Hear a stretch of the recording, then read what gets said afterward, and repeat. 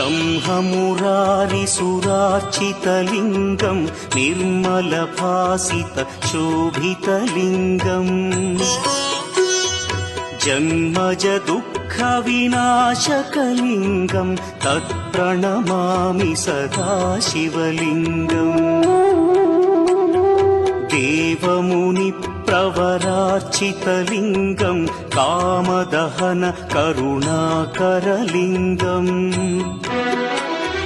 रावणदर्पविनाशकलिङ्गं तत्प्रणमामि सदा शिवलिङ्गम्